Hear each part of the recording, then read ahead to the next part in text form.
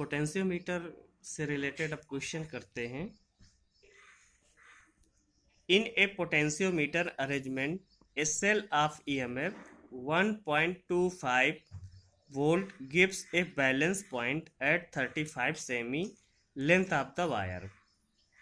If the cell is replaced by another cell and the balance point shifts to 63 semi, what is the EMF of the second cell? तो ध्यान देना, अगर हम figure की बात कर लें तो इस पर आते हैं, मान लेते हैं इस फिगर पे ही।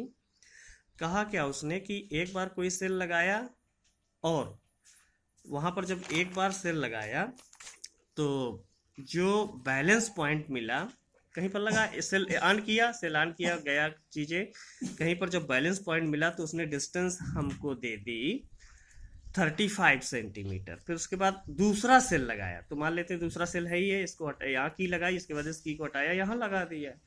जब यहाँ पर लगाया, दूसरा सेल लगाया, तो उसके बाद जब बैलेंस पॉइंट मिला हमें, वो मिला 63 सेंटीमीटर पे। क्वेश्चन समझ में आ गया होगा। तो पूछा कि जो दूसरी बैटरी या EMF, उस दूसरी बैटरी का EMF कितना होगा। फिर E1 गिवन था 1.25 वोल्ट। जब आपने पहला सेल में बैटरी की कनेक्ट की तो आपको जो लेंथ मिली या बैलेंस पॉइंट मिला 35 सेंटीमीटर पे मिला। जब आपने दूसरा सेल लगाया तो जो बैलेंस पॉइंट मिला वो आपको 63 सेंटीमीटर पे मिला। तो आपने पीछे पढ़ ही रखा है पोटेंशियोमीटर का, E2/E1 = L2/L1 फार्मूला होता है। जब पहली बार आपने सेल लगाया तो L1 की वैल्यू मिल गई, फिर E2 में कितनी पावर गई ये आपको नहीं पता था, ये कैलकुलेट करना था। तो L2 आपको गिवन था, तो E2/E1 = L2/L1, तो E2 = L2/L1। E1 वैल्यू रखी बेटा 63, L1 की 35 इंटू E1 की वैल्यू 1.25, तो E2 आपका निकल आया 2.25 वोल्ट। मतलब क्या हुआ, जो आपने दूसरे सेल में की लगाई उसकी आपको अगर वैल्यू नहीं पता थी, वोल्टेज की वैल्यू नहीं पता थी, तो ये कैलकुलेट करने के लिए पोटेंशियोमीटर की हेल्प से आपने वैल्यू फाइंड कर ली। अब आता है क्वेश्चन नंबर 3.23 में। 3.23 आपका ये क्वेश्चन है, देखते हैं।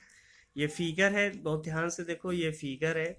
सो a potentiometer circuit for comparison of two resistance, the balance point with a standard register R = 10 ohm is found to be 58.3 centimetre. R है कि आपने बैटरी सप्लाई दी और चेक किया तो आपको कहाँ पर बैलेंस पॉइंट मिला, तो वो था आपका 58.3 सेंटीमीटर।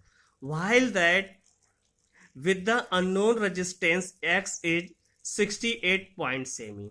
अब देखिएगा एक और रेजिस्टेंस है, आपने की सप्लाई की, यहाँ पर, यहाँ से की निकाली, यहाँ से सप्लाई की, फिर आपने इसको गैल्वेनोमीटर को ले गए, टच किए, देखा तो गैल्वेनोमीटर कहाँ पे जीरो डिफ्लेक्शन दे रहा है, उसको चेक किया तो वो आपको डिस्टेंस मिली 68.5 सेमी।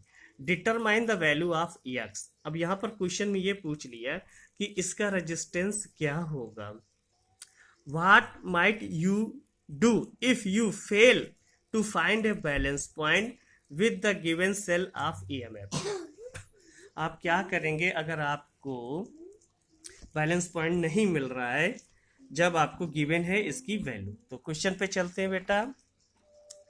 जब आपने यहाँ पर की कनेक्ट की, सर्किट कंप्लीट हो गया, बैलेंस पॉइंट चेक किया, तो ये कितने ओम का, 10 ओम का रेजिस्टेंट था, तो L1 आपका आ गया 58.3 सेमी।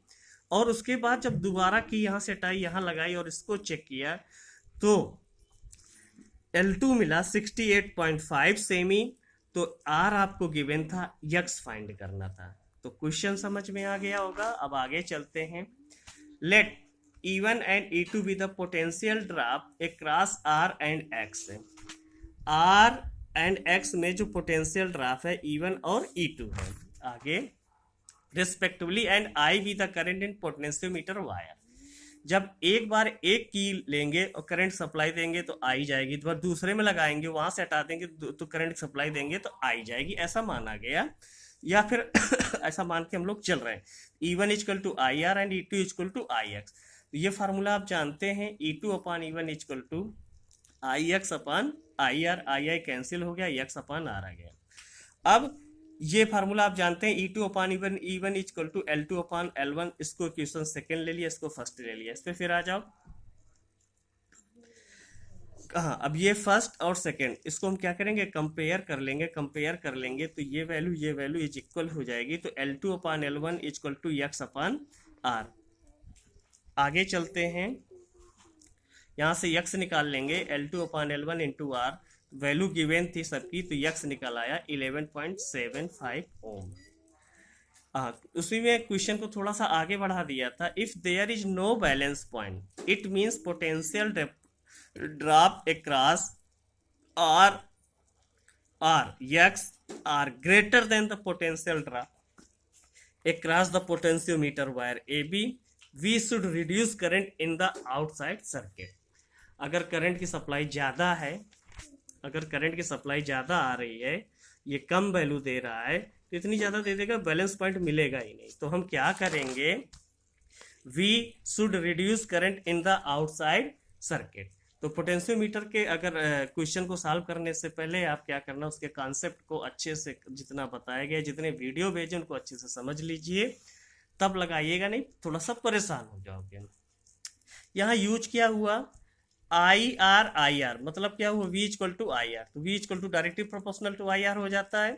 तो E2 equal to I x, आपने E2 किसके लिए लिया था, x के लिए, E1 के लिए आई आर, तो इन सबको आपने रिलेशन में ले लिया, तब आई आपका कैंसिल आउट हो जाएगा और x अपॉन आर आ जाएगा, तब आप कंपेयरिंग करेंगे तो सॉल्व हो जाएगा।